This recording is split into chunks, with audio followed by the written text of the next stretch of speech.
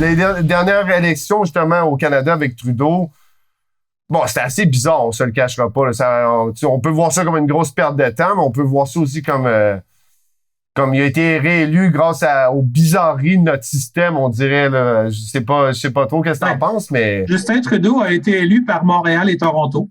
C'est là qu'il a été élu. Il y a un petit peu dans l'Ouest canadien, un petit peu dans l'Est, à Terre-Neuve, mais sinon, c'est vraiment les grandes villes de Montréal et de Toronto.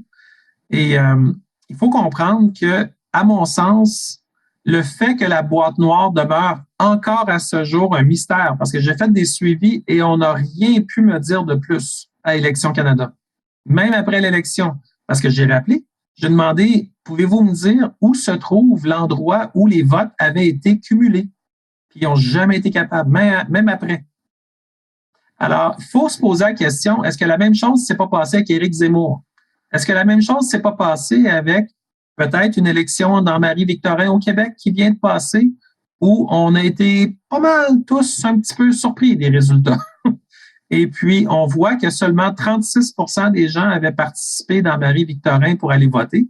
Puis là-dessus, il y avait 30 quelques % qui avaient voté pour la CAQ. Donc, ça fait qu'il n'y a pas tant de monde que ça qui ont voté pour la CAQ à Longueuil, mais c'est quand même eux qui remportent la circonscription. Donc, il faut se poser des questions sur les calculs mathématiques qui ont à être faits pour garder ça réaliste, mais gagner pareil. Puis, on peut se demander si des candidats qui ne sont pas élus dans d'autres partis d'opposition sont là pour le show à quelque part, parce que souvent, quand tu regardes 3 mois après, 4 mois après, ces gens-là qui sont des candidats de valeur pour la plupart, là, c'est des très bonnes personnes. C'est pas parce qu'ils sont dans Québec solidaire ou un autre parti qui sont moins bons, c'est des gens de valeur. Souvent, ils se font placer dans des jobs qui sont enviables. Et tu te dis, my God, ça sort d'où, ça?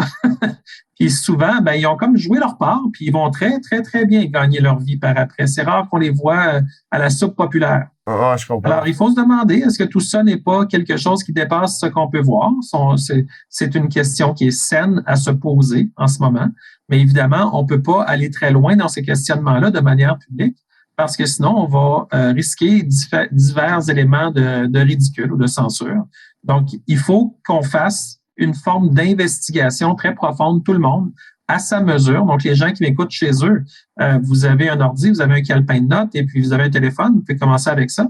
Regardez ce que vous pouvez apprendre, puis essayez d'aller au fond des choses, puis prenez des notes à telle date, j'ai parlé à telle personne, elle m'a expliqué telle chose, puis soyez systématique, puis vous allez être capable d'avoir un début de réponse à des excellentes questions comme celle que tu me poses. Parce que si on fait juste dire mon impression, c'est que si, mon impression, c'est que ça, l'impression, elle vaut ce qu'elle vaut. Mais je pense que les observations terrain font beaucoup de bien aux gens parce que, faute d'avoir la réponse, on a peut-être un indice.